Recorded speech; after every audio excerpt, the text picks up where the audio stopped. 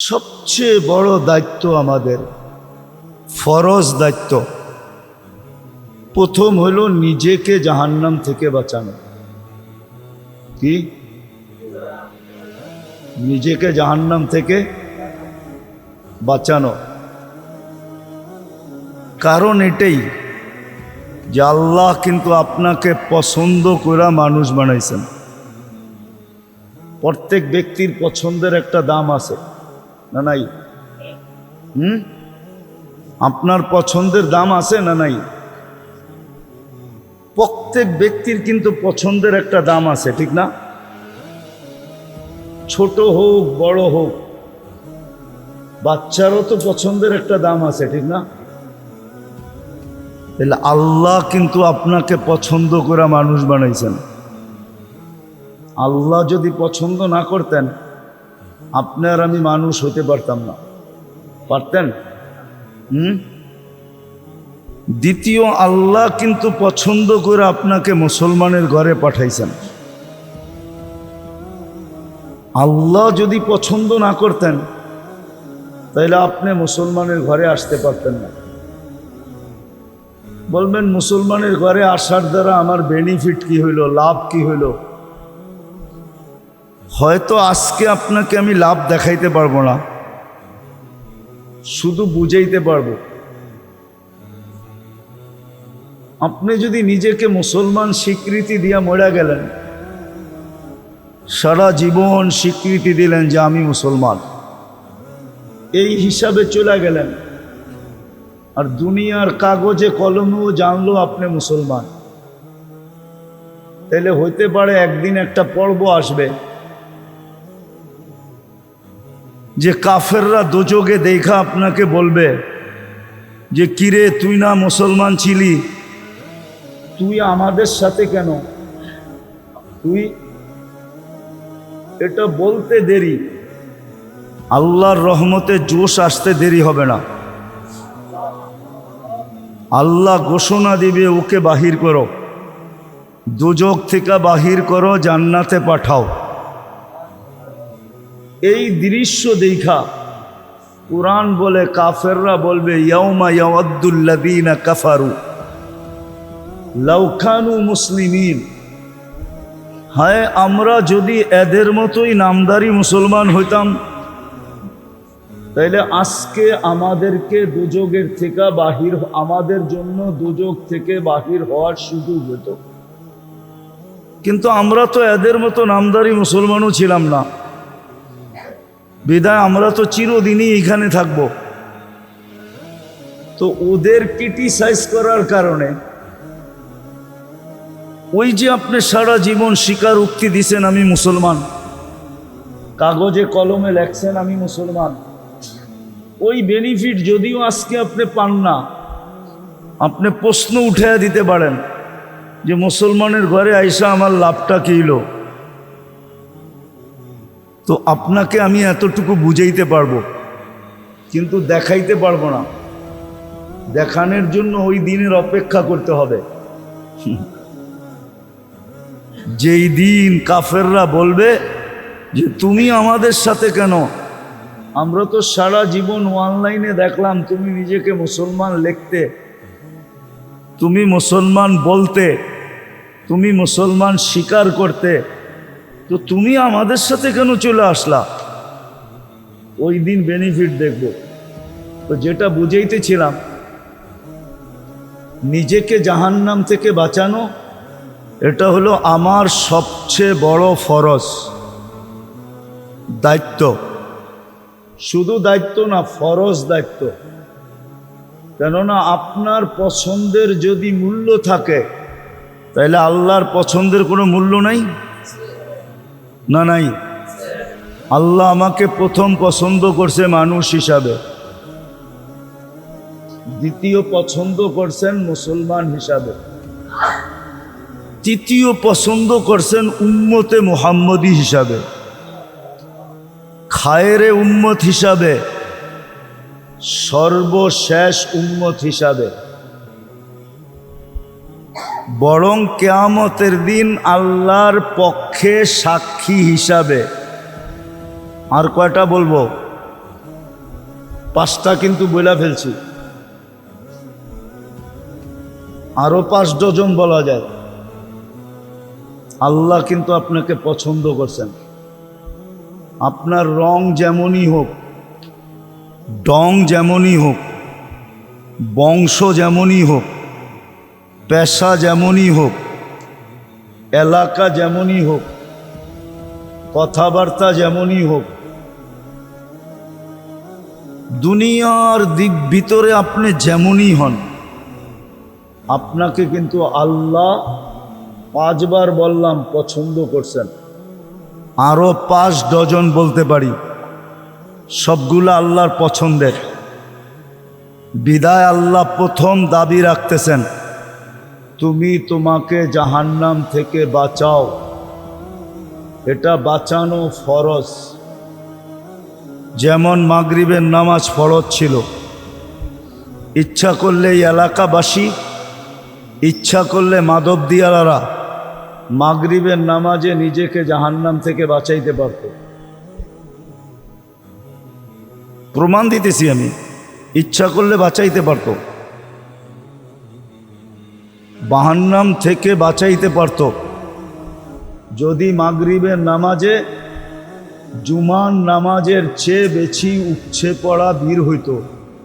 উপচে পড়া বীর বুঝেন?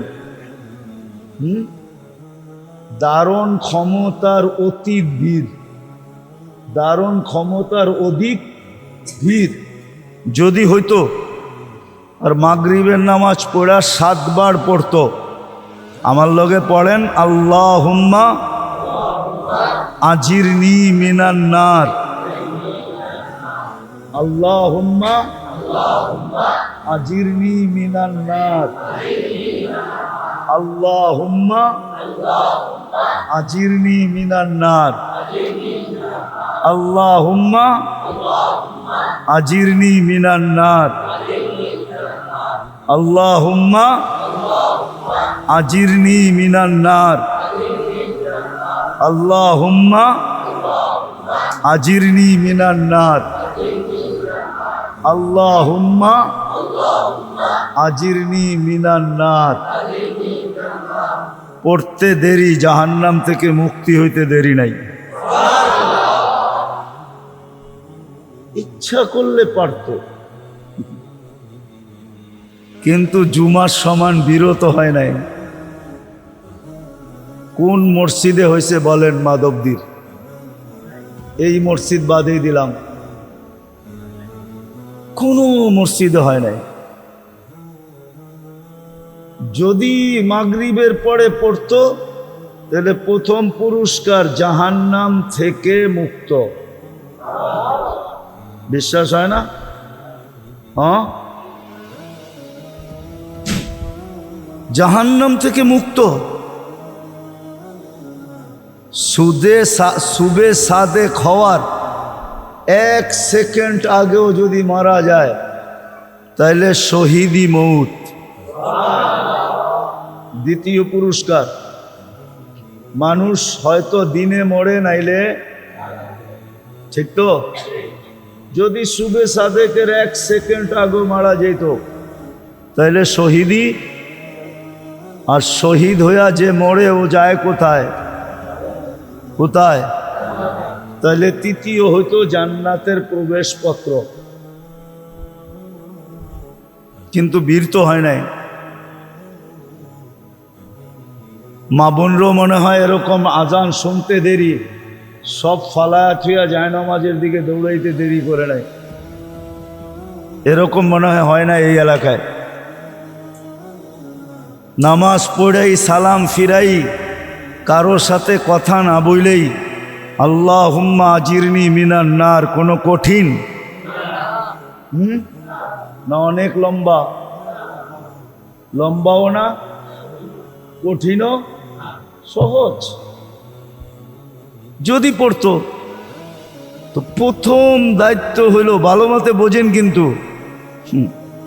আল্লাহ কিন্তু পছন্দ করছে আপনাকে।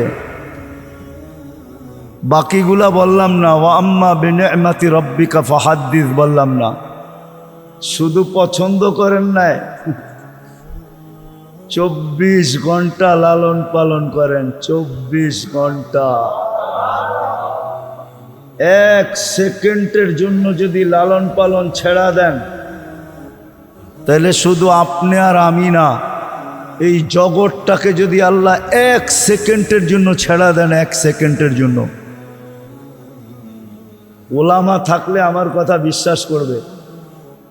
1 সেকেন্ডের জন্য যদি আল্লাহ বিমুখ হন, 1 সেকেন্ডের জন্য রক্ষণাবেক্ষণ ছেড়া দেন, সমগ্র জগৎটা যে কি হয়ে যাবে এটা আল্লাহই ভালো জানে। সব উথাল পাথাল হয়ে যাবে, উথাল পাথাল, সব উল্টা পাল্টা হয়ে যাবে। জমিন জমিনের জায়গায় থাকবে না, আকাশ আকাশের জায়গায় থাকবে না, সূর্য সূর্যের জায়গায় থাকবে না, কোনো কিছু তার জায়গায় থাকবে না যদি 1 সেকেন্ডের জন্য আল্লাহ রক্ষণাবেক্ষণ ছেড়ে দেন। 24 ঘন্টা আপনাকে আমাকে রক্ষণাবেক্ষণ করেন, লালন পালন করেন। আপনি আপনার দ্বারা লালিত পালিত না, আল্লাহ লালন পালন করেন। গুজরাটি ভাষায় একটা প্রবাদ বাক্য আছে, বাংলায়ও বলা যায়, কয় আল্লাহ চালায় তো চলি, আল্লাহ হালায় তো হলি। আল্লাহ চালায় বিদায় চলি, নাইলে আপনি চলতে পারতেন না। 1 শ্বাস নেওয়ার ক্ষমতা নাই, 1 শ্বাস। কত আর এটা বলমু, বলতে বলতে এখন পুরানো হয়ে গেছে। 2020-এ করোনা লগ্নে বাংলাদেশের এক শিল্পপতি বলছিল, আমার সব সম্পত্তি লেখা নিয়ে আনে, আমাকে একটু স্বাভাবিক শ্বাস নিতে দে। মনে হয় আপনারা নাম অনেকে জানে, অনেকে জানে, আপনারা জানেন না মনে হয়, কিন্তু আমি নাম বলবো না। মারা গেছেন উনি, বাংলাদেশের নামকরা শিল্পপতি। 2020 করোনায় মারা গেছেন। করোনা লগ্নে বলছিলেন, আমার সব সম্পত্তি লেখা নিয়ে নাও, আমাকে একটু স্বাভাবিক শ্বাস নিতে দাও। আপনাকে আমাকে শ্বাস নিতে দিতেছেন আল্লাহ। এই জন্য আল্লাহর দাবি হইল যে তোমার পছন্দের যদি মূল্য থাকে, দাম থাকে, তাইলে আমার পছন্দের মূল্য থাকবে না কেন? আমি তো তোমাকে একবার পছন্দ করি নাই, 100বার পছন্দ করছি। বিদায় আমার দাবি হলো তুমি তোমাকে জাহান্নাম থেকে বাঁচাও। আমার এই সম্পদ যেন জাহান্নামে না যায়, এটা হলো সবচেয়ে বড় ফরজ দায়িত্ব।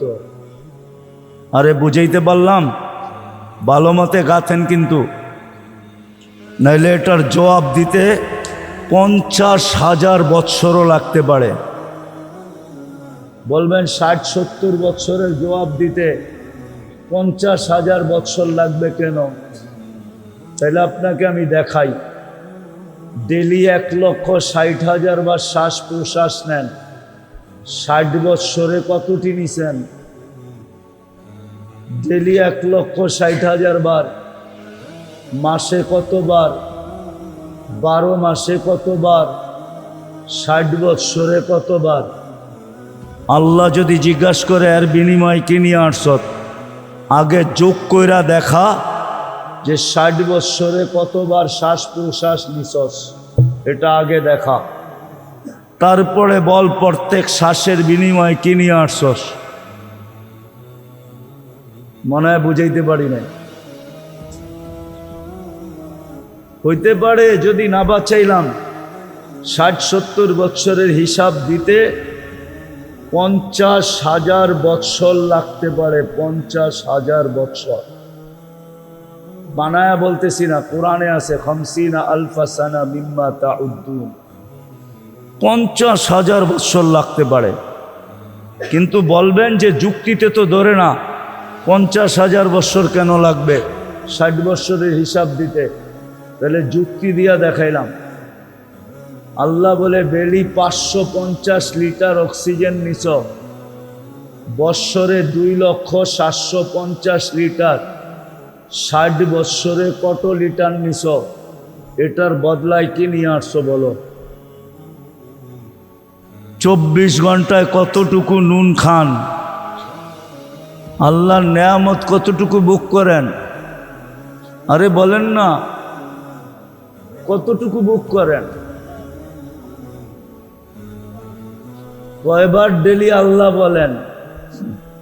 আল্লাহ তো বেশি বলে নাই, নিজেকে জাহান্নাম থেকে বাঁচা, এটা তোর উপরে ফরজ।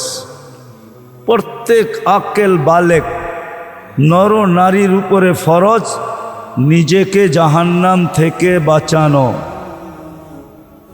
এটা প্রথম ফরজ, প্রথম দায়িত্ব, ফরজ দায়িত্ব, কোনো নফল না, কোনো সুন্নত না, কোনো ওয়াজিব না, কোনো ফরজে কেফায়া না, বিলকুল ডাইরেক্ট ফরজ দায়িত্ব। নিজেকে জাহান্নাম থেকে বাঁচাও। আর বাঁচানোর যুক্তি দিলাম, কেন বাঁচাইতে হবে? আল্লাহ বলে এটা আমার দেওয়া, এইখানে তোমার কোনো আঙ্গুলের ছাপ পর্যন্ত নাই, এটা আমি দিছি। কে দিছে? হ্যাঁ, কে সাজাইছে এত সুন্দর করে? এখন চালায় কে? তাই চলে, নাইলে চলতো না, এটা তাইলে এটা চলতো না, চলতো না। মাঝে মাঝে দেখায় আল্লাহ, মাঝে মাঝে দেখায়। কয় চোখে দেখে না কেন?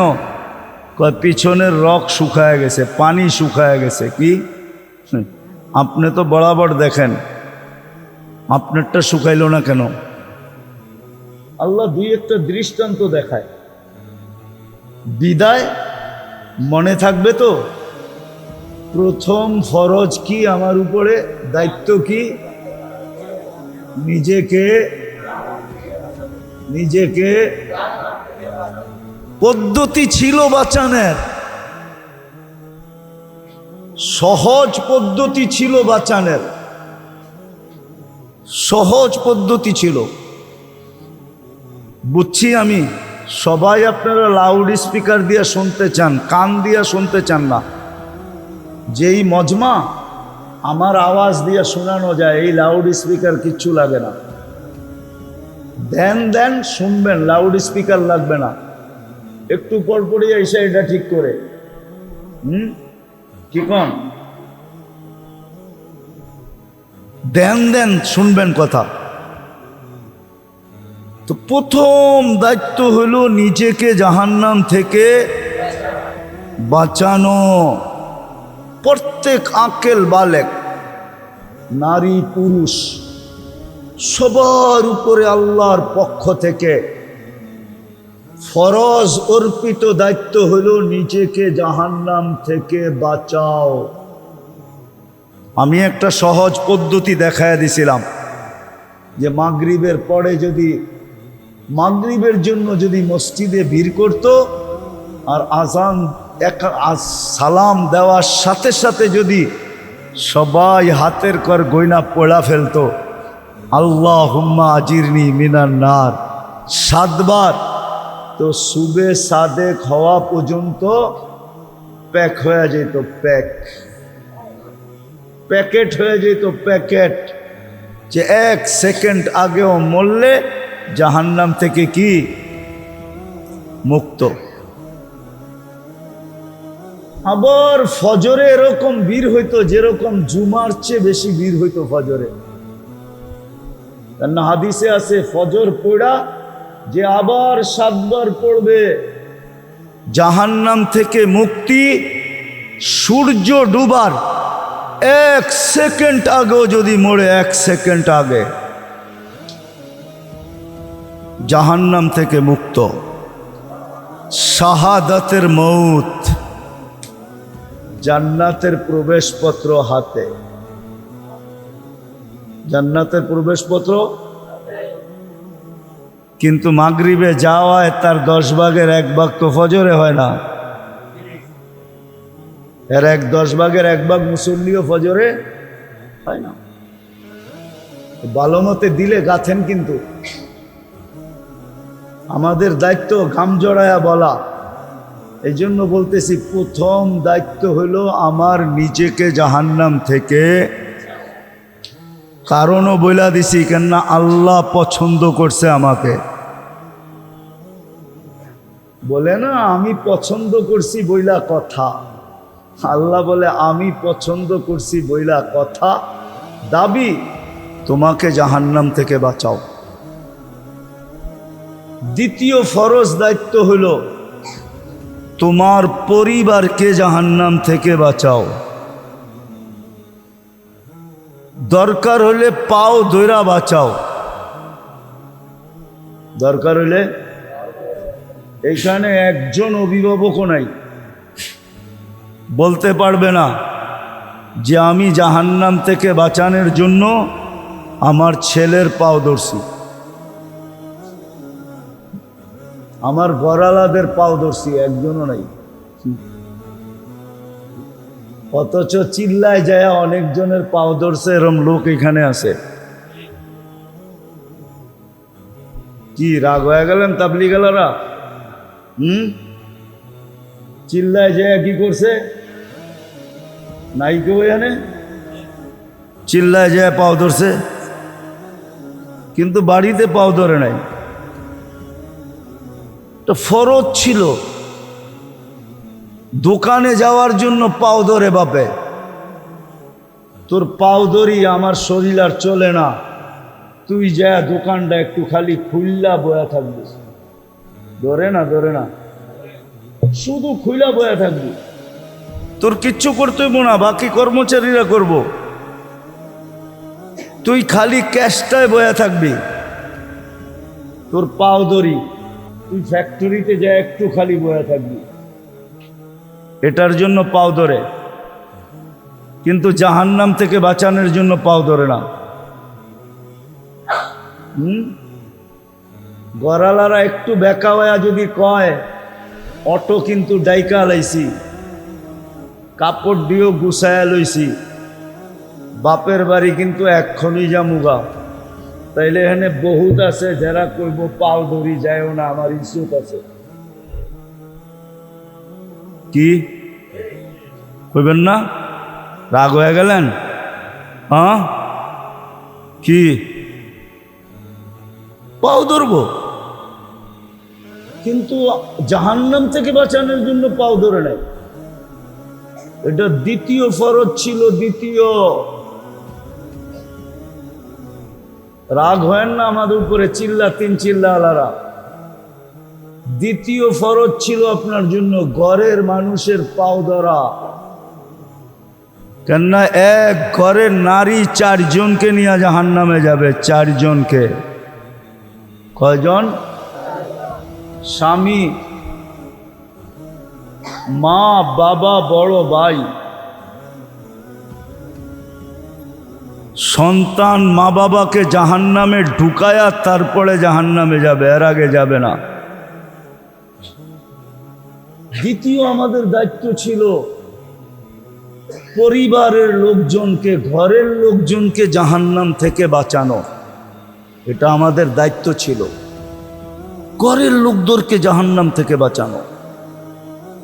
এটা ফরজ দায়িত্ব ছিল, ফরজ। হ্যাঁ বলবেন পাও ধরছি তারপরও হয় নাই, এই দায়িত্ব আর আপনার কাছে নাই। আল্লাহ দেখা ফেলছে, কেরামান কাতেবিন ছবি তুলা ফেলছে যে আপনি পাও ধরছেন, সাধ্য অনুযায়ী চেষ্টা করছেন। আল্লাহ বেইনসাফ না, ইনসাফ করবে আপনার সাথে। তখন আর দায় দায়িত্ব আপনার উপরে বর্তাবে না, দায় দায়িত্ব আপনার উপরে বর্তাবে না। কিন্তু রাগ হয়েন না, একজনও তো এখানে নাই, একজনও তো নাই এখানে যে সন্তানের পাও ধরছে, যে জাহান্নাম থেকে বাঁচাইতে হবে তোমাকে। এটা হলো দ্বিতীয় দায়িত্ব। তৃতীয় আরেকটা দায়িত্ব আছে, আরেকটা। এটাও ফরজ, দ্বিতীয়টাও ফরজ। তৃতীয় আরেকটা দায়িত্ব আছে, তৃতীয় আরেকটা দায়িত্ব আছে, এটাও ফরজ। নিজের পরিবেশকে জাহান্নাম থেকে বাঁচানো। নিজের পরিবেশ বুঝেন তো? নিজে যেই মহল্লায় থাকেন, এলাকায় থাকেন, ওই এলাকার পরিবেশকে জাহান্নাম থেকে বাঁচানো। কেন আপনি যদি চেষ্টা না করলেন আর যদি আযাব আসলো, তাইলে ওই কথা সত্য হবে।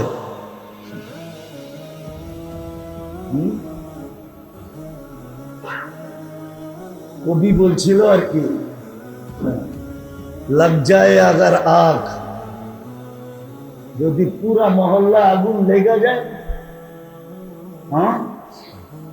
তাহলে সমস্ত ঘরই কিন্তু পুরার আশঙ্কা হবে, ঠিক না?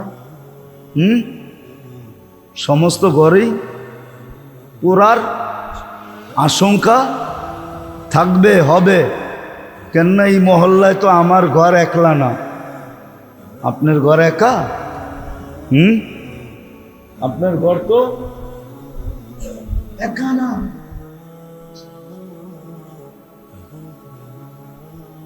আপনার ঘর একা না। এই জন্য তৃতীয় ফরজ দায়িত্ব হলো নিজের মহল্লাকে জাহান্নাম থেকে বাঁচানো। আমি আর দূরে নিলাম না, দূরে নেওয়ার অভ্যাস নাই আমার, এই জন্য দূরে নিলাম না। কমসে কম নিজের মহল্লাকে জাহান্নাম থেকে বাঁচান, নিজের ইউনিয়নকে বাঁচান, নিজের পরিবেশকে বাঁচান। এই তিনটা দায়িত্ব প্রত্যেকের উপরে। কেননা আপনাকে আমাকে আল্লাহ পছন্দ করছে, আল্লাহ। এই তিন দায়িত্ব যদি পুরা না করলাম, হইতে পারে কিয়ামতের দিন দাঁড় করায়া দিতে পারে, আর ওই দাঁড়ানোটা 50,000 বৎসরেরও হইতে পারে। আলা কুল্লুকুম রাইন ওয়া কুল্লুকুম মাসউলুনা আন রায়াতিহি। প্রত্যেকে দায়িত্বশীল। কু আনফুসাকুম ওয়া আহলিকুম নারা। তোমাকে বাঁচাও, তোমার পরিবার পরিজনকে বাঁচাও, পরিবেশওয়ালাদের মহল্লাওয়ালাদেরকে বাঁচাও। নাইলে যদি খোদাই গজব চলে আসে, তাহলে সব ঘরের ভিতরে আসবে। হাদিসে ইঙ্গিত আছে, আনুহলিকু ওয়া ফিনা সালিহুন ক্বালা ইযা কাসুরাল খাবাস। আমাদের ঘরেও আগুন লাগবে। কেন এই মহল্লায় আমার ঘর একা না, আমি যতই নেককার হই, এটারও ঘোষণা দিয়েছেন, তুমিও কষ্টের শিকার হবে। এই জন্য তিনটা দায়িত্ব ফরজ আমাদের উপরে। নিজেকে বাঁচানো, দ্বিতীয় কি পরিবারকে বাঁচানো, তৃতীয় হইল নিজের পরিবেশকে বাঁচানো, মহল্লাকে বাঁচানো। এটা আমাদের উপরে ফরজ। বাঁচাও। আজকে এই তিন কথা না বুঝার কারণে আর তিনটা না করার কারণে, এই তিনটা যদি মুসলমান বসতো আর তিনটা যদি করত, সমস্ত দুনিয়ার মহল্লা আলারা যদি, মুসলিম মহল্লা আলারা যদি এটা করত, তাহলে আজকে মুসলমানদের এই দুরবস্থা হইতো না। মুসলমানদের যে দুরবস্থা আজকে, এটা কোনোদিন হইতো না। দুনিয়াওয়ালাদের কাছে তো মুসলমানদের পানির দাম নাই নাই নাই নাই। দুনিয়াওয়ালাদের কাছে টানলেও মুসলমানের পানির দাম এখন নাই। কিন্তু কিভাবে নিবেন জানি না, মনে হয় এই পানি মাথার উপরেও ওঠে না। পানি মাথার উপরে ওঠে না। উঠলে তো এই দুরবস্থা মুসলমানদের হইতো না। আজকের দুনিয়ার প্রেক্ষাপটে মুসলমানদের যে দুরবস্থা, 38,000 ফিলিস্তিনি মরে গেল, নারী শিশু, 38,000 মানুষের রক্ত, 38,000। বুঝবেন কি বুঝবেন না জানি না, ওলামা তো দেখতেও আসি না, দুই একজন দেখতেছি, এরা বুঝবে কি জানি না। এতগুলা মানুষের রক্ত, অথচ রক্ত জোড়ে নাই। রক্ত কি জোড়ে নাই? উসমান রাদিয়াল্লাহু তাআলা আনহু, উসমান রাদিয়াল্লাহু তাআলা আনহু শহীদ হয়ে গেছেন। শহীদ, বায়াতে রেজওয়ানের ভিতরে মিথ্যা খবর ছড়ায়া গেছে, উসমান শহীদ হয়ে গেছে, অথচ শহীদ হন নাই। সাহাবারা বলতেছে, ইয়া রাসূলুল্লাহ, উসমান শহীদ হয়ে গেছে, রক্তের বদলা ছাড়া ফিরবো তো ফিরবো কি কইরা? উমরা করি আর না করি, রক্তের বদলা তো নিব। বলছে মুখ দিয়া বললে তো হবে না, বায়াত করো। তো গাছের নিচে মরণের বায়াত করতেছে সবাই। আল্লাহ চুপচাপ, কিচ্ছু বলে না। ওহি পাঠায় দিলি তো পারতেন, ঠিক না? যে উসমান তো মরে নাই, শহীদ হয় নাই, এটা মিথ্যা খবর। যখন সবার বায়াত শেষ, তো আল্লাহ উল্টা আয়াত পাঠাইতেছে, নিয়াদুল্লাহি ফাওকা আইদিকুম, আমিও তোমাদের সাথে হাত, তোমাদের হাতের উপরে হাত রেখে দিলাম। যেখানে মিথ্যা কথার উপরে বায়াতে রেজওয়ান হইতেছে, আর আল্লাহ বিলকুল চুপচাপ, জিবরিল আইসা কিচ্ছু বলতেছে না, বরং উল্টা আল্লাহ বলতেছে আমার হাতও তোমাদের সাথে। ওইখানে 38,000 মরে গেছে। কোনো দোয়া উপরে উঠতেছে না। ওলামা দোয়া করতেছে, তোলাবা দোয়া করতেছে, আল্লাহ আল্লাহরা করতেছে। এখন যান, হাজিরা মক্কায় যায় দোয়া করতেছে না, করতেছে না? হ্যাঁ, কি মরণের মিছিল কমতেছে না বাড়তেছে? হ্যাঁ, মুসলমানের দুরবস্থা কমতেছে না বাড়তেছে? কেন? কারণ এটাই, মুসলমান বুঝে নাই যে আমার ফরজ দায়িত্ব কি। ফরজ দায়িত্ব হলো প্রথম নিজেকে জাহান্নাম থেকে বাঁচাও, পরিবারকে বাঁচাও, তোমার পরিবেশকে বাঁচাও। এই তিনটেই যদি করতে পারি, প্রত্যেক পরিবেশের মানুষ যদি দায়িত্ব নেয় যে আমার পরিবেশে একজনও বেনামাজি থাকবে না, আমি দরকার হলে পায়ে ধরবো, দরকার হলে হাতে ধরবো। ও মেরে দোস্ত, রাগ হয়ে যায় না, রাগ হবেন বলবো।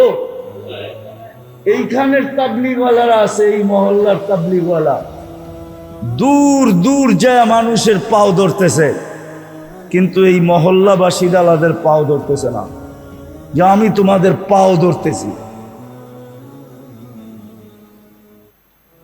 যে মসজিদ বইলা দাও, মসজিদ, আমি মসজিদে বৈশা বইলা দিতেছি, মিডিয়া নোট করে নে, আজকে যদি মুসলমান ফজরের নামাজে জুমার সমপরিমাণ লোক ঘোরা দিতে পারে, তাহলে কালকের থেকে মুসলমানদের বিজয়ের পালা শুরু হবে। বিজয়ের ঝান্ডা আকাশের ভিতরে উঠতে থাকবে, পতাকা উঠতে থাকবে। কোরআনে লেখা নাই, ইহুদিদের কিতাবে লেখা আছে, ইহুদিদের কিতাবে, যে যেদিন মুসলমানের ফজরের জামাত আর জুমার জামাত সমান হবে, ওই দিন থেকে মুসলমানদের বিজয়ের পালা শুরু হবে। আপনি ভাবছেন ওরা প্রতিদিন ফজরে আইসা দেখা যায় আপনার মুসল্লি কয়জন হয়েছে, আর একটা মুস্কি হাসি দিয়ে চলে যায় আর বলে এখনো বাড়ে নাই, বিদায় আমাদের কোনো চিন্তা নাই, কচু কাটা কর আর জামলে তা কর, ওদের বিজয়ের পালা শুরু হবে না না না না না না। এই জন্য আমাদের তিনটা দায়িত্ব। ভালো মতে বোঝেন, কিন্তু আমি শেষ জায়গায় চলে আসছি কথার। তিনটা দায়িত্ব আপনার উপরে ফরজ, এক কদম হেলাইতে পারবেন না, এক কদম। আজকে হয়তো হেলায়া দিতে পারেন, কিন্তু কালকে হেলাইতে পারবেন না। হেলায়া দেওয়া বোঝেন? হেলায়া দেওয়া বোঝেন না? বোঝেন? আজকে মনে হয় সমাজের বড় ব্যক্তিত্ব, পুরা সমাজ হেলায়া দেন, ঠিক না? এলাকার ব্যক্তিত্ব মানুষ, পুরা এলাকা হেলায়া দেন, ঠিক না? থানার ব্যক্তিত্বমান মানুষ, থানা হেলায়া দেন, ঠিক না? ফ্যাক্টরির মালিক কর্মচারী করে হেলায়া দেন, ঠিক না? কালকে কিন্তু আপনি পাও হেলাইতে পারবেন না, অন্যরে হেলাইবেন কোত্থেকা? লা ইয়াজাল কাদামা আবদ। আল্লাহর রসুলের কথা, পাও হেলাইতে দিবে না আল্লাহ যতক্ষণ পর্যন্ত প্রশ্নের উত্তর না দিবে। হেলান হেলান তো দূরের কথা, স্টিল বানায় দিবে, স্টিল নড়তে পর্যন্ত দিবে না, এরকম বানায় দিবে কিয়ামতের দিন। ভালো মতে বোঝেন। এই জন্য আসেন, শেষ জায়গায় চলে আসছি, আর কথা বাড়ায় লাভ নাই, অল্পতেই যথেষ্ট। আসেন, এই মহল্লার যারা আছি, মাধবদীর যারা আছি, এই মহল্লার নাওয়ান আপনারা সবাই মাধবদীর তো। আজকের থেকে দায়িত্ব নেন যে আমি আমাকে জাহান্নাম থেকে বাঁচাবো, পরিবারকে বাঁচাবো, আমার মাধবদীকে বাঁচাবো। এটার জন্য যতটুক করতে হয়, যেইভাবে করতে হয় ওইভাবে করেন। আছে দুনিয়াতে প্রমাণ আছে। বিপদ আসলে কি আমরা বেঁচে যাবো? না, আপনি বেঁচে যাবেন। আমি আপনাদেরকে প্রমাণ দিতেছি। প্রথম সুনামি যখন আসে, তা আমি 3.5 মাস পরে ইন্দোনেশিয়া গেছি। তখনও উদ্ধার অভিযান চলতেছিল, আর আমি 8.5 ঘন্টার ফ্লাইট ছিল আমার। আমি জাকার্তা পড়ছি, 350 কিলোমিটার আমি এই 2 চোখে দেখছি। একটা বাড়িও দাঁড়ানো ছিল না, সব মিশানো ছিল, একটা বাড়িও ভালো পাই না। কিন্তু 350 কিলোমিটার ভিতরে একটা মসজিদও একটা সুতার দাগ পড়ে নাই, একটা মসজিদও কিছু হয় নাই। চলেন আরেকটা উদাহরণ দিই। আজ থেকে 10-12 বছর হবে, 2009 কি 10-এ হবে, তুর্কিতে একটা ভূমিকম্প আসছিল, একটা শহর ধসে গেছিল। আরে তুর্কিতে না, ইটালিতে একটা শহর ধসে গেছিল। ওই শহরে আমি গেছিলাম।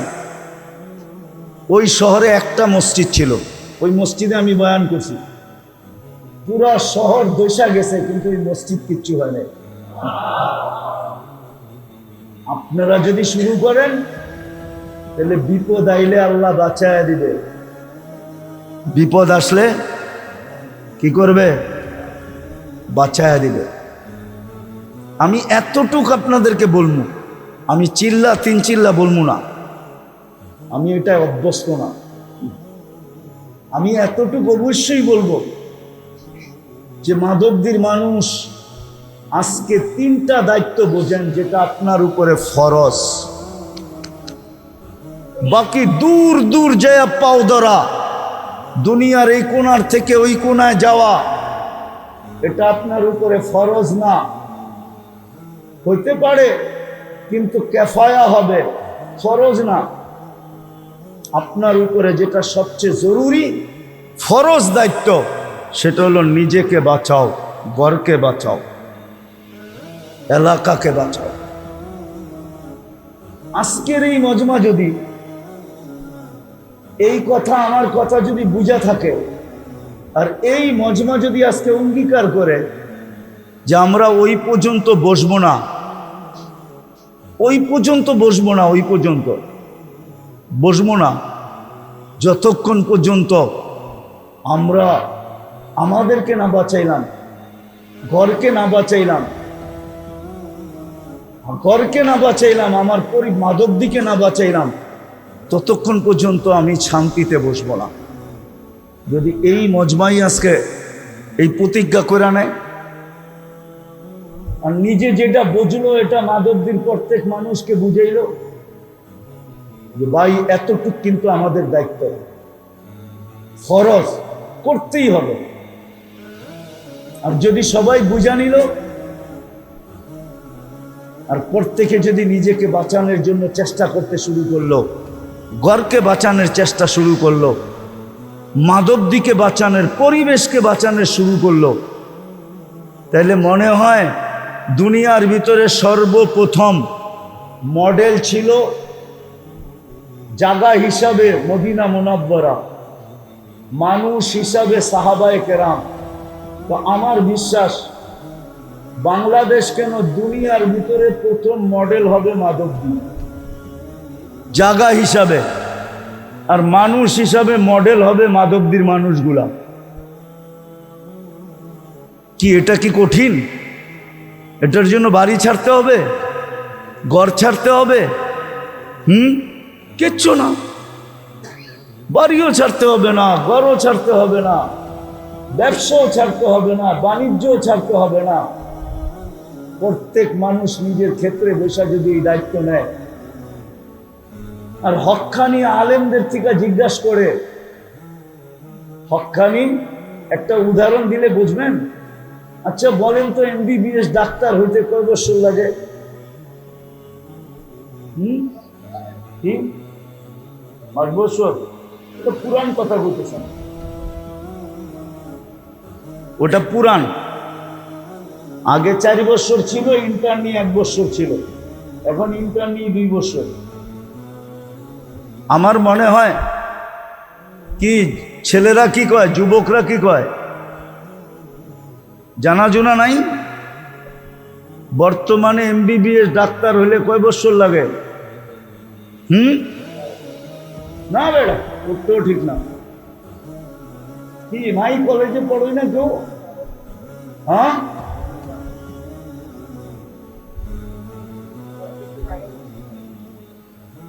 MBBS শুধু ডাক্তারিটা পড়তে। আচ্ছা মাইনা নিলাম 6 বছর লাগে। কত? কি 6 থেকে 7 বছর, 5 বছর ক্লাস করতে হয়, 2 বছর মনে হয় ইন্টার্নি করতে হয়। আচ্ছা এইখান থেকে যায়া ফোন করে জিগে এলো মনে 7 বছর লাগে, 7 বছর। আচ্ছা কোন তো পল্লী চিকিৎসক হইতে কয় বছর লাগে? কয় মাস? এটা দিয়ে সবাই জানে। পল্লী চিকিৎসক হইতে কয়দিন লাগে? 6 মাস। এখন মনে হয় একটু বাড়ায় 1 বছর করছে। কত? ওইখানে লাগে 7 বছর, এইখানে লাগে কয় বছর? পল্লী চিকিৎসক হইতে কয়দিন লাগে? 6 মাস থেকে 1 বছর। আর পুরা ডাক্তার হইতে লাগে 7 বছর, 6 থেকে 7 বছর, ঠিক না? হক্কানি আলেম আল্লাহওয়ালাদেরকে বলেন যে আমি এই 3 ফরজ আদায় করতে চাই, কিন্তু আমি তো আপনাদের মতো 8 বছর, 10 বছর, 12 বছর, 18 বছর লাগাইতে পারবো না। 18 বছর লাগাইতে পারবো না। আলেম হয়ে গেলেই শেষ হয়ে যায় না, কিন্তু আলেম হয়ে গেলেই শেষ হয়ে যায় না। মৌত পর্যন্ত পড়তেই হয়, শিখতেই হয়, শিখাইতেই হয়। আমি তো এত পারবো না, আমাকে পল্লী চিকিৎসক বানায় দেন, আমাকে শর্টকাট বলে দেন, যেন আমিও বাঁচতে পারি, গলালাও বাঁচতে পারে, আর মহল্লাবাসীও বাঁচতে পারে। এই জন্য ওলামায়ে কেরাম মিলা, সাহাবা ওলামায়ে কেরাম মিলা ওলামায়ে কেরামের সত্যায়িত করার দ্বারা 5 কাম ওলামায়ে কেরাম দিছেন। 5 কাম, 5 কাম যদি আপনি করতে পারেন তাইলে আশা করি আপনিও বেঁচে যাবেন, গড়ালারও বেঁচে যাবে, এলাকাওয়ালারাও বেঁচে যাবে। কয় কাম? কয় কাম? কয় কাম? কয় কাম? 5 কাম। যদি 5 কাম করতে পারে, কি কঠিন? হ্যাঁ, সহজ। 5 কাম যদি আপনি করতে পারেন মন প্রাণ দিয়া, তাইলে হয়ে যাবে। তিনোটা হয়ে যাবে, তিনোটা হয়ে যাবে। তিনো দায়িত্ব আদায় হয়ে যাবে, তিনো দায়িত্ব আদায় হয়ে যাবে। 5 কাম যদি করতে পারেন, ডেলি মসজিদে বসা ভাবেন, 2 মিনিট সবাই বসা ভাবেন যে আমাদের মহল্লার কে আসে মসজিদে, কে আসে না। এটার নাম মশওয়ারা। ভাবেন, যারা আসে না ওদের লিস্টি করেন। তারপরে আমি 2.5 ঘন্টা বলবো না, ডেলি 10 মিনিটের জন্য বাইরে যান, যায়া ঘরে যায়া ওদের হাতে পায়ে ধরে। কয় কাম হয়ে গেল? কয় কাম? 2 কাম হয়ে গেল, ঠিক না? মসজিদে যারা আসে ওদেরকেও ফাজাইল শুনান, আর ঘরে যাইও ফাজাইলি তালিম কইরা সবার হাতে পায়ে দইরা তৈয়ার করেন, দিনদার বানান। কয় কাম হয়ে গেল? কয়টা হইল? কয়টা হইল? 3টা হয়ে গেল। চতুর্থ, নির্দিষ্ট একদিন কইরা, একদিন নির্দিষ্ট কইরা সবাইকে হাতে পায়ে দইরা মসজিদে আইনা আল্লাহর ঘরের পরিবেশে বসায়া। এতদিন তো ডেলি যাইতেন, ওর পরিবেশে ওকে রাইকা হাতে পায়ে ধরতেন। একটা কাহিনী মনে উঠছে, বলে ফেলবো? আমি কিন্তু কাহিনীতে বিশ্বাস তো না, কিন্তু মনে উঠছে, কি করবো, বলে ফেলি। দেখি আপনাদের কাজে লাগে কিনা। এক আল্লাহওয়ালা কাছে খবর আসছে যে আমাদের এলাকায় এক মহিলা আছে যিনি পতিতা পেশায়, যার পেশা হলো পতিতা পেশা। কি পতিতা বুঝেন? আর বাংলাম না, ঠিক না? তো বুজুর্গ বলতেছে পতিতা পেশা। হ্যাঁ। তো উনি একদিন পর্দার আড়ালে যেয়ে বলছে, মা না, ওই মেয়ে, তোকে আমি একদিনের জন্য বুক করতে চাই। আমার কামই তো এটা আমার, কিন্তু শর্ত আছে, ওই দিন আমি যা বলবো তা করতে হবে। বলছে এই জন্যই তো, ওই দিন তোমার বুক, তুমি যা বলবে তা করব। বলছে টাকা কত নিবা? বলছে এত। বলছে ওকে। চলে আসছে, দিন তারিখ মতে গেছেন। বলছে আজকে কিন্তু আমার বুকিং। বলছে হ্যাঁ, আমিও তো অপেক্ষায় আছি। বলছে যা বলবো তা করতে হবে। বলে অবশ্যই। তো নিয়ে আসছে মতন। বলছে যে যাও, প্রথমে গোসল করো। এইভাবে গোসল করতে হবে। তো এইভাবে গোসল করছেন, পর্দার থেকে বইলা দিছেন এইভাবে গোসল করবে। তারপরে বলছে এই যে কাপড় দিলাম, পড়ো। কাপড় দিছে, পড়ছে। বলছে দেখো, নড়চড় করা যাবে না, তোমার সাথে আমার ডিট, সারা রাত্র আমার, যা বলবো তা করতে হবে। নতুন কাপড় পরায়া বলছে জায়নামাজ দিছে, এবার বিছাও। কয়টার উপরে দাঁড়াও। পশ্চিম দিকে মুখ করে দাঁড়াইছে, পর্দার আড়াল থেকে হাত উঠায় আল্লাহকে বলছে এই পর্যন্ত আমার দায়িত্ব ছিল, আমি আইনা মুসল্লায় খাড়া করায় দিছি, বাকি হেদায়েত আপনার দায়িত্ব, দিলে দিলেন, না দিলে না দিলেন। আল্লাহর কসম, আমি হাফিজ হুজুরের মুখ থেকে শুনছি, নাইলে আমি বলতাম না। যার তার কিসসা আমি বয়ান করি না, আমি হাফিজ হুজুরের মুখ থেকে আমার এই কানে শুনছি। হাফিজ হুজুরে চিনেন? কামরাঙ্গীর চর মাদ্রাসার হাফিজ হুজুরের মুখ থেকে শুনছি। মহিলা বলে একটা চিৎকার দিছে আর দিয়া বলছে, মালিক তওবা করে ফেললাম। সপ্তাহে একদিন মহল্লাবাসীদেরকে ঘরে আনেন, আল্লাহর ঘরে আইনা, এটার নামই গাছ। আইনা দোয়া করেন, আল্লাহ এতদিন যায়া বুঝাইছি ওর পরিবেশে, আজকে নিয়ে আসছি তোর পরিবেশে। এই পর্যন্ত আমাদের দায়িত্ব ছিল, বাকি তুই জানোস, দিলে দে, না দিলে না দে, তোর ইচ্ছা। সপ্তাহে একদিন গাছতে মহল্লাবাসীকে আনেন, আইনা আইনা এই কথা আল্লাহকে বলেন। রাগ হয় না তাবলিগওয়ালারা, পায়ে হাত রাখি, পায়ে হাত। যদিও একটা কথা মিডিয়ায় বইলা ফেলতেছি, বর্তমান তাবলিগের জমানায়, বর্তমান তাবলিগে যারা নিজেদেরকে মনে করে আমার চেয়ে বড় মজলুম কেউ নাই, মজলুম। এই জন্য আজকে খুলা বলতেছি, খুলা গাছ তো করেন, সাপ্তাহিক গাছ কোনো দিন মহল্লা আনেন নিজেদের বয়ান শোনানোর জন্য, নিজেরা তাশকিল করার জন্য, নিজেরা ক্রেডিট লওয়ার জন্য। মসজিদে ঢুকায়া দিয়া একদিনও দোয়া করেন নাই, মালিক মহল্লাকে আনা তোর পরিবেশে আমাদের দায়িত্ব ছিল, না করব বয়ান, না করব কিছু, আমরা পরিবেশে ঢুকায়া দিছি, বাকি তোর দায়িত্ব।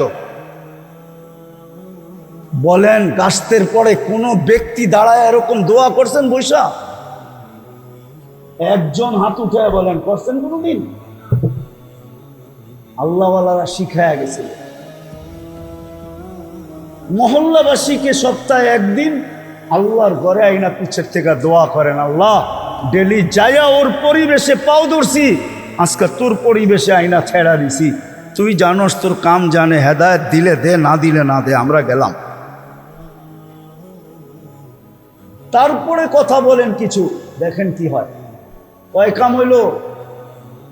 4টা, ঠিক না? হ্যাঁ, কি 4টা হইল।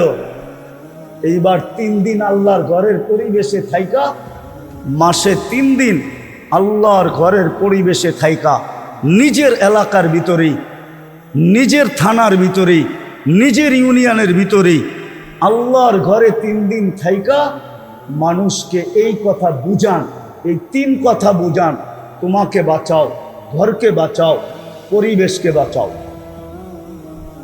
এটা আমাদের সবচেয়ে বড় ফরজ। বাঁচাও, 3 দিন আল্লাহর ঘরে থাইকা বুঝান, আর আল্লাহর ঘরে আইসা দোয়া করেন। আমার দায়িত্ব বুঝানো ছিল, বুঝাইয়া দিছি। আমার দায়িত্ব বুঝানো ছিল, বুঝাইয়া দিছি, কিন্তু বাকিটা আমার দায়িত্ব না। বাকিটা কি? হেদায়েত দেওয়া, দিলে গাইথা দেওয়া, বুঝায়া দেওয়া, চলায়া দেওয়া আপনার দায়িত্ব। এই দোয়া করেন, পারবেন? হ্যাঁ, বুঝাইতে পারলাম? একটা পরিবেশ তৈরি হবে, করেন। এই মহল্লা আলাদেরকে বলতেছি, করেন, আমার কথা মাইনা করেন। মা বোনদেরকে বলেন ঘরে ঘরে করতে। প্রত্যেক আকেল বালেক পুরুষ নারীর উপরে এই 3টা দায়িত্ব জরুরি। নিজেকে বাঁচানো, ঘরকে বাঁচানো, পরিবেশকে বাঁচানো। আজকে নিজে বাঁচলেও ঘর বাঁচা নাই, ঘর বাঁচলেও পরিবেশ বাঁচা নাই। যদি পরিবেশ বাঁচা থাকতো তাহলে বললাম না মুসলমানের এই দুরবস্থা হতো না। ওইখানে তো রক্ত জোরেই নাই, তারপরও বলতেছে ইয়াদুল্লাহি ফাওকা আইদিকুম। এইখানে তো 38,000-এর রক্ত ঝরে গেছে। শুধু এক জায়গায়, কত জায়গায় যে রক্ত মুসলমানের ঝরতেছে, ডেলি ঝরতেছে। দোয়া করতেছি, কোনো কাজে লাগতেছে না। এই জন্য পায়ে হাত দিয়া বলি, আজকে আমার কথা বোঝেন, বুঝা চলেন, অঙ্গীকার করি। আমি আপনাদেরকে বলবো না আপনি দূর দূর যান, আমি মাদক দিয়ালাদেরকে বলবো মাদক দি সামলাও। মাগরিবের ওয়াক্ত হলো, আজান হলো, পুরো মাদক দি যেন থাইমা গেল। সব মসজিদে দৌড়াইতেছে, জায়গা না পাইলে মার্কেটের ভিতরে দাঁড়ায় গেছে, দোকানদার দোকানে, মার্কেটওয়ালা মার্কেটে, ফ্যাক্টরিওয়ালা ফ্যাক্টরিতে, অফিসওয়ালা অফিসে, আরে রাস্তাওয়ালা রাস্তায় দাঁড়ায় গেছে। কেন দাঁড়ায় গেছ? 3 রাকাত পড়া সালাম ফিদাইতে দেরি, 7 বার পড়তে দেরি, জাহান্নাম থেকে মুক্তির পরওয়ানা লইতে দেরি হবে না, এই জন্য দাঁড়ায় গেছি। মাধবদীর হাইওয়ে পর্যন্ত যেন জাম হয়ে যায়, হাইওয়ে মানুষ দাঁড়ায় যায়। এত মানুষ মসজিদে জায়গা পাবে কোথায়? হাইওয়ে জামাত হইতেছে। মাধবদী সামলান, নরসিংদীওয়ালা নরসিংদী সামলান। প্রত্যেক থানাওয়ালা ইউনিয়নওয়ালা যদি ইউনিয়ন সামলানি শুরু করে, তাহলে সারা দুনিয়া সামলায়া যাবে। আর নাইলে যেইভাবে মেহনত করে আসতেছি, মায়ে কইছে বানতে দান, বানতে আসি উদা দান। চিনেন? গ্রাম্য শব্দ বোঝেন? মনে হয় বোঝেন নাই। বুঝছেন? মায়ে বলছে আগে ডেকি ছিল না, দান বানতে দান, বানতে আসে কি উদা দান। চিনেন? এখনো শুকায় নাই, তো ওইটা বানলে কি চাউল নেব, পিব। হ্যাঁ, চিরা কয়ভাবে খাওয়ান যায়? শুধু একভাবে, কি ভিজায়া খাওয়ান যায়, ঠিক না? নাইলে শুকনা খাইবেন আর পানি খাইবেন, এই তো ওই একই কথা, ঠিক না? আর চাউল 100 ভাবে খাওয়া যায়। কি 100 ভাবে চাউল খাওয়া যায় না? 100 প্রকারের চাউল খাওয়া যায়। কি দরকার হলে জাউ রান্ধেন, দরকার হলে খিচুড়ি রান্ধেন, দরকার হলে পোলাও রান্ধেন, দরকার হলে কাচ্চি রান্ধেন, দরকার হলে ভাত রান্ধেন, দরকার হলে ফিন্নি রান্ধেন। কি আরো তো কত আইটেম আছে, ঠিক না? দরকার হলে পাউডার বানান, রুটি বানান, দরকার হলে পিঠা বানান, ঠিক না? আর কথা শোনাবো আপনাদের। এখন তাবলিগ করতেছি এইভাবে, তাই করতে কইছে তাবলিগ করতেছি উদাদানের মতো। এই জন্য মেরে দোস্ত পায়ে হাত দিয়া বলি, সামলান মাধবদী ওয়ালারা, মাধবদী সামলান। পারবেন? হ্যাঁ, এই তরতিবে কে কে মেহনত করতে রাজি আছেন? পাক্কা না মনের থিকা না? দেখেন তাবলিগালারা কিন্তু নিয়ত একটা শিখাই দিছে, ঠিক না? নিয়ত লেখাইতে লেখাইতে কাগজের দাম তাবলিগালারা বাড়াইছে। হ্যাঁ, দেখবেন খাতা একটা লয়ে খাড়ায় গেছে, আর নিয়ত লেখাইতে লেখাইতে লেখাইতে লেখাইতে এই মসজিদও পাওয়া যাবে, জমা করলে মনে হয় 1 ট্রাক হয়ে যেত এই পর্যন্ত খাতা, ঠিক না? হ্যাঁ, আমি নিয়ত ফিয়ত চাই না, অঙ্গীকার করেন, ওয়াদা করেন যে আমি করব। আমি তো আপনাদেরকে দূরে নিয়ে যেতেছি না, দূর দূর নিয়ে যেতেছি না। আমি বলতেছি মাধবদীওয়ালারা মাধবদী সামলাক, এই ইউনিয়নওয়ালারা ইউনিয়ন সামলাক, ইউনিয়নের পরিবেশকে বাঁচায়া দেখ জাহান্নাম থেকে। লা ইয়াহদিয়াল্লাহু বিকা রাজুলান ওয়াহিদান খায়রুল লাকা মিনাদ দুনিয়া ওয়া মা ফিহা। বেশি কিছু লাগবে না, একজনকে বাঁচায়া দেন, আপনার জান্নাত বনা যাবে। আল্লাহ রাসূল সাল্লাল্লাহু আলাইহি ওয়াসাল্লাম আলী রাদিয়াল্লাহু তাআলা আনহু বলেছে লা ইয়াহদিয়াল্লাহু বিকা রাজুলান ওয়াহিদান। করবেন? পাক্কা তো? সত্য? কে কে করবেন? মনের থিকা তো না? খালি কাগজে লেখানের মতো? 1 হাতে না 2 হাতে? হ্যাঁ, আল্লাহ কবুল করুক। ওয়ামা আলাইনা ইল্লাল বালাগ।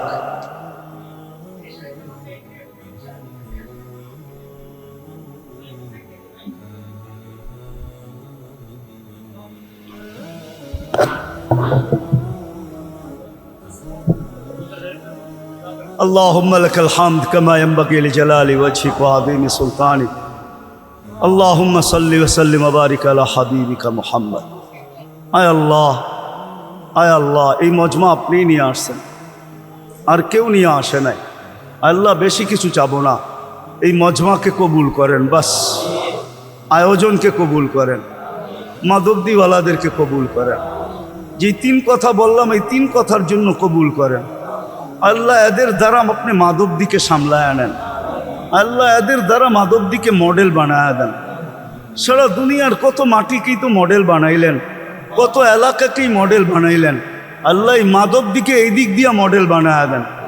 একদিক দিয়ে তো মাদবদি মডেল আছেই, দুনিয়ার দিক দিয়ে তো বাংলাদেশে সারা দুনিয়ায় পরিচিত মাদবদি।